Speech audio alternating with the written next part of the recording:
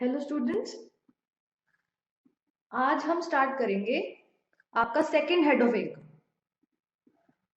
Income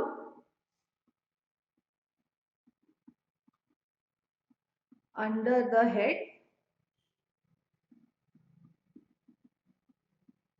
house property. अब जब आप सुनते हैं इस हेड का नाम income under the head house property, तो आपके माइंड में क्या आता है कि इस हेड में तो रेंटल इनकम टैक्सेबल होती है। अगर हम रॉ लैंग्वेज में बात करें तो आप सही कह रहे हैं, बट टेक्निकली ये लैंग्वेज जो है वो गलत है। इसमें आपकी एनुअल वैल्यू टैक्सेबल होती है। अब पूछेंगे ठीक है, एनुअल वैल्यू टैक्सेबल होती है, मगर किसकी annual value? Annual value of annual value of property. Annual value of property. Annual value of property जो है वो टैक्सेबल होती है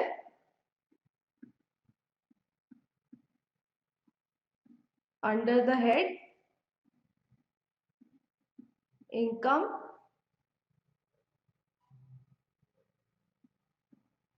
फ्रॉम हाउस प्रॉपर्टी।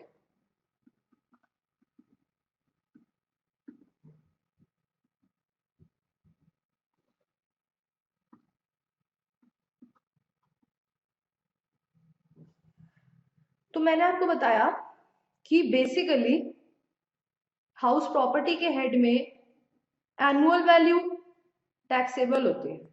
किसकी एनुअल वैल्यू? प्रॉपर्टी की एनुअल वैल्यू। अब इस प्रॉपर्टी में क्या क्या आता है? ये प्रॉपर्टी जो है एक बहुत वाइड टर्म, इसमें क्या क्या आता है मैं आपको बताती हूँ। चलिए, सबसे पहले हम इसमें करते हैं सेक्शन 22, जो कि आपका चार्जिंग सेक्शन है। कौन सा सेक्शन है? Charging section. इसका मतलब ये है कि सेक्शन 22 आपको ये बताता है कि कौन सी इनकम इस हेड में आती है।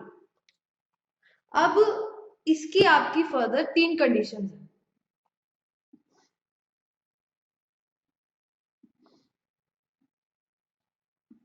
कंडीशन 1 आपकी है कि जो टैक्स पेयर है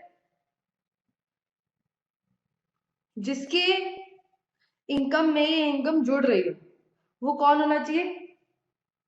वो आपका ओनर होना चाहिए हाउस प्रॉपर्टी का। इसका मतलब ये हुआ the assessee. The assessee must be owner of the house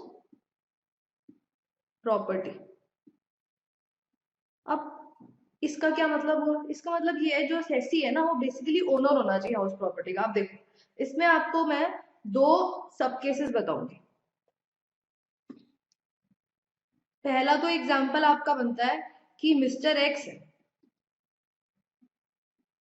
ठीक है, उन्होंने मिस्टर वाई को अपनी हाउस प्रॉपर्टी लेट आउट कर दी, यानी कि किराए पे चढ़ा दी।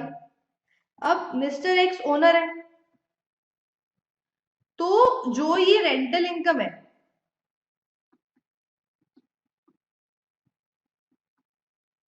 वो मिस्टर एक्स की इनकम में जुड़ जाएगी।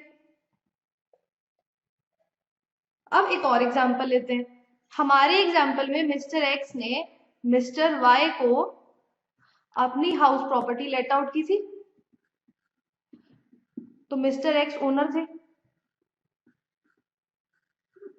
अब मिस्टर वाई ने फर्दर ये प्रॉपर्टी लेट आउट कर दी मिस्टर जेड। अब इसको हम बोलते हैं सब लेटिंग। क्या बोलते हैं? सब लेटिंग। इसको हम क्या बोलते हैं? इसको हम सब लेटिंग बोलते हैं। अब क्वेश्चन ये उठता है कि मिस्टर वाई जो रेंटल इनकम कमा रहे हैं, मिस्टर जेड से जो रेंटल इनकम मिस्टर वाई कमा रहे हैं, वो रेंटल इनकम मिस्टर वाई कहाँ डालेंगे? हाउस प्रॉपर्टी में डालेंगे? हाउस प्रॉपर्टी में नहीं डालेंगे। क्यों? क्योंकि जो प्रॉपर्टी है ना, ये वाली जो प्रॉपर्टी है जो लेट आउट की है, वो मिस्टर एक्स की है, वो मिस्टर वाई की तो है ही नहीं। तो मिस्टर वाई इसको डालेंगे अदर सोर्सेस के हेड में। मैं फिर से एक और एग्जांपल ऐसा ही ले लेती हूँ। ए ने बी को अपनी प्रॉपर्टी लेट आउट कर दी और बी ने फर्दर लेट आउट कर दी सी को, सबलेट कर दी। अब ए तो ओनर है, बी तो टेनेंट है ना। तो ओनर की ये जो रेंटल इनकम है, ए जो रेंटल इनकम कमा रहा है वो हाउस प्रॉपर्टी में डालेगा, पर बी जो रेंटल इनकम कमा रहा है, ध्यान से देखिए, वो हाउस प्रॉपर्टी में नहीं डालेगा, वो अदर सोर्सेज में डालेगा। इसका ये रीजन है कि ओनर ए है, ओनर बी नहीं है। तो इस हेड में जो हाउस प्रॉपर्टी से इनकम है जो कमाई जा रही है, वो कब चार्जेबल होगी? जब असेसी जो है वो उस हाउस प्रॉपर्टी का ओनर, क्या है उस हाउस प्रॉपर्टी का ओनर। हम नेक्स्ट कंडीशन करते हैं। जो ये प्रॉपर्टी है ना, जो हमारी प्रॉपर्टी है,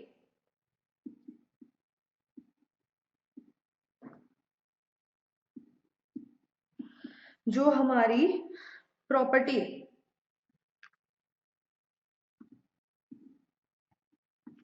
प्रॉपर्टी कंसिस्ट्स ऑफ बिल्डिंग और लैंड एपर्टिनेंट देयर टू। अब ये एपर्टिनेंट का मीनिंग क्या होता है? एपर्टिनेंट होता है बच्चे अटैच्ड। देखो, मैं आपको ना ऐसे समझ नहीं आएगा, मैं आपको एक एग्जांपल से समझाती हूँ।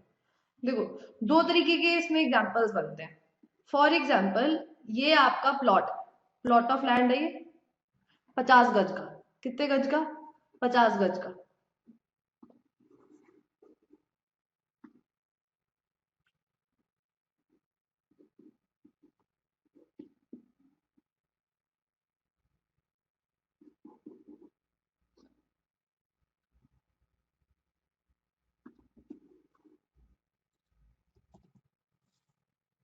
ये आपका 50 गज का प्लॉट ऑफ लैंड, और आपने इस 50 गज पे अपना होम बनाया, हाउस प्रॉपर्टी बनाई, बेसिकली कोई भी बिल्डिंग बनाई। आपने इस 50 गज पे बिल्डिंग बना दी।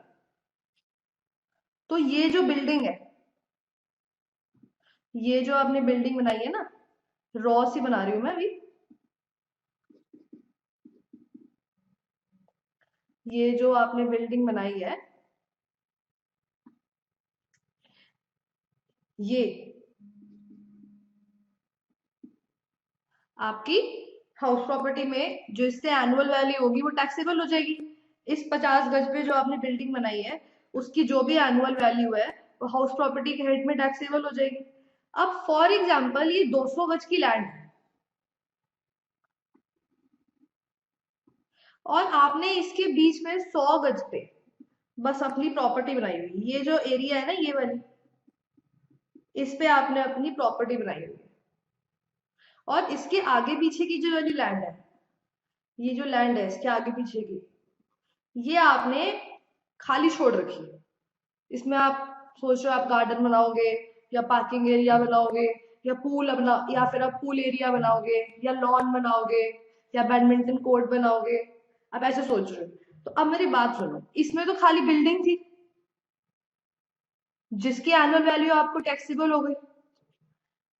इसमें जो बिल्डिंग है ना, बिल्डिंग, उसके साथ ही जो ये लैंड खाली पड़ी है ना, अटैच्ड जो लैंड खाली पड़ी है, उसकी भी एनुअल वैल्यू आपको टैक्सेबल होती है। मतलब ये जो आपकी बिल्डिंग है, जो आगे पीछे की आपने इसका जो एरिया खाली छोड़ रखा है गार्डन के लिए या पूल के लिए या लॉन के लिए या बैडमिंटन कोर्ट के लिए, ये इसकी भी एनुअल वैल्यू टैक्सेबल होती है। बेसिकली जो आपकी प्रॉपर्टी होती है उसमें ये बिल्डिंग भी आएगी और ये लैंड अटैच्ड भी आएगी। बिल्डिंग के साथ जो लैंड अटैच्ड है वो भी आएगी। ठीक है, मैं आपको फिर बताती हूँ। Property consist of building, building word को हाईलाइट करेंगे, और लैंड अपॉर्टिनेंट देयर टू। इसका मतलब ये है कि बिल्डिंग के आगे पीछे की लैंड जो आपने खाली छोड़ रखी है, बिल्डिंग के साथ attached land, I repeat, building के साथ जो अटैच्ड लैंड आपने खाली छोड़ रखी है वो भी प्रॉपर्टी की डेफिनेशन में आती है। मगर जो खाली वेकेंट लैंड होती है, फॉर एग्जांपल आपने एक लैंड ले ली वो खाली छोड़ रखी है, वो हाउस प्रॉपर्टी में नहीं आएगी, क्योंकि property consist of building clearly लिखा हुआ है। प्रॉपर्टी में बिल्डिंग जरूर होनी चाहिए, मतलब खाली बिल्डिंग भी हो सकती है और बिल्डिंग के आगे पीछे अगर कुछ लैंड है तो वो भी हो सकती है। तो अभी हमने कितनी कंडीशंस करी? 2 कंडीशन। पहली कंडीशन ये थी जो असेसी है वो ओनर होना चाहिए। जैसे मैंने बताया, फॉर एग्जाम्पल मिस्टर एक्स ने मिस्टर वाई को अपनी प्रॉपर्टी रेंट पे चढ़ा दी, लेट आउट कर दी, और मिस्टर वाई ने फर्दर लेट आउट कर दी मिस्टर जेड को। तो मिस्टर एक्स तो अपनी रेंटल इनकम डालेंगे हाउस प्रॉपर्टी में, मगर मिस्टर वाई अपनी रेंटल इनकम हाउस प्रॉपर्टी में नहीं डालेंगे, वो अदर सोर्सेज के हेड में डालेंगे, क्योंकि मिस्टर वाई उस प्रॉपर्टी के ओनर नहीं। सेकेंड कंडीशन मैंने बताई, जो प्रॉपर्टी है वो क्या कंसिस्ट करेगी? बिल्डिंग और लैंड अपॉर्टिनेंट देयर टू। इसका मतलब ये है अगर खाली बिल्डिंग कंस्ट्रक्ट कर रखी है आपने तो उसकी एनुअल वैल्यू ली जाएगी हाउस प्रॉपर्टी में, और अगर बिल्डिंग के साथ कुछ लैंड भी खाली छोड़ी हुई है आपने तो वो भी प्रॉपर्टी के अंदर ही आती है। ठीक है, लास्ट कंडीशन ये है कि जो ये प्रॉपर्टी है ना, देखो प्रॉपर्टी जो है वो 2 पर्पसेस के लिए यूज हो सकती है। या तो आप उसको बिजनेस के पर्पस के लिए यूज कर लो, या आप उसको लेट आउट कर दो, यानी कि रेंट पे चढ़ा दो। बिजनेस के पर्पस के लिए यूज कर लो या लेट आउट कर दो। अगर आप उसको लेट आउट करते हो प्रॉपर्टी को तो वो आती है हाउस प्रॉपर्टी के अंदर। ये आपकी थर्ड कंडीशन है कि जो ये प्रॉपर्टी है वो बिजनेस के पर्पस के लिए यूज नहीं होनी चाहिए। किसके पर्पस के लिए यूज नहीं होनी चाहिए? बिजनेस के पर्पस के लिए यूज नहीं होनी चाहिए। बिजनेस या प्रोफेशन के पर्पस के लिए यूज नहीं होनी चाहिए, क्योंकि अगर वो बिजनेस या प्रोफेशन के पर्पस के लिए यूज हो रही है तो वो बिजनेस और प्रोफेशन के हेड में जाएगी, जिसको आप पीजीबीपी बोलते हैं। मैंने आपको ये बताया कि जो प्रॉपर्टी है या तो वो आपके बिजनेस और प्रोफेशन के लिए यूज हो सकती है या फिर वो लेट आउट हो सकते हैं। तो अगर वो लेट आउट होती है तभी वो हाउस प्रॉपर्टी के हेड में जाएगी। अगर आप उसको बिजनेस या प्रोफेशन के लिए यूज कर रहे हो तो वो पीजीबीपी के हेड में जाएगी, profit and gains from business and profession. समझ आया?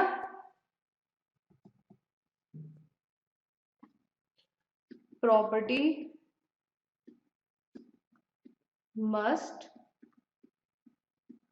not be used for the purpose of business or profession, the profits of which are chargeable to tax.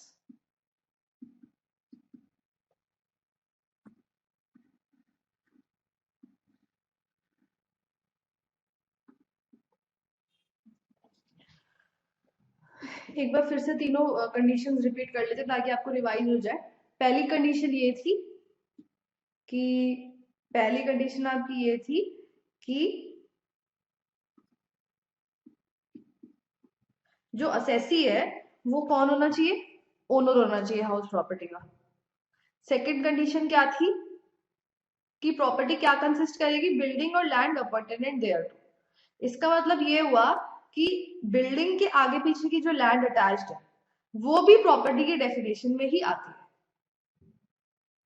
Third और लास्ट कंडीशन ये थी कि वो प्रॉपर्टी बिजनेस और प्रोफेशन के purpose के लिए यूज नहीं होगी। इसमें आप नॉट को अंडरलाइन करेंगे, यूज्ड को अंडरलाइन करेंगे और बिजनेस और प्रोफेशन को अंडरलाइन करेंगे। और इसमें आप असेसी को अंडरलाइन करेंगे और ओनर को अंडरलाइन करेंगे। ये पॉइंट जरूर हाईलाइट करेंगे ताकि आपको लास्ट में ना पूरा का पूरा पढ़ने की जरूरत ना पड़े, आप ऊपर ऊपर से पढ़ के भी जाओ तो आपको याद आ जाए। अच्छा, एक और बात मैं आपको बताना चाह रही थी कि ये जो हेड ऑफ इनकम है बहुत छोटा है, मगर बहुत टेक्निकल है, और ये हो सकता है कई बार आपके एग्जाम में नहीं आए। मगर आपको ये चैप्टर इसलिए नहीं करना है क्योंकि ये एग्जाम में आएगा या नहीं आएगा, आपको ये चैप्टर बेसिकली इसलिए करना है क्योंकि आपको पूरा टैक्स समझना है। तो इससे कोई फर्क नहीं पड़ता कौन सा चैप्टर, कौन से चैप्टर की कितनी वेटेज है। जिस चैप्टर की ज्यादा वेटेज है उसमें ऑब्वियसली मैं आपको बहुत अच्छे से करा दूंगी जो थोड़े डिफिकल्ट है, मगर जिन जिन चैप्टर की ज्यादा वेटेज नहीं है उनको भी मैं बहुत अच्छे से कराऊंगी और आप भी उतने अच्छे से करेंगे, उतनी ही प्रैक्टिस करेंगे, क्योंकि कहीं ना कहीं लाइफ में आपको ये सब जरूर यूज हो जाएगा, आपकी नॉलेज कभी भी वेस्ट नहीं जाती है। तो इसलिए हम इस पॉइंट ऑफ व्यू से इस चैप्टर को नहीं पढ़ेंगे कि इस चैप्टर की एग्जाम में कितनी वेटेज है, क्योंकि आईसीआई के एग्जाम्स में कोई भी ट्रेंड नहीं होता। हो सकता है चैप्टर बहुत मार्क्स का भी आ जाए, हो सकता है ना भी आए।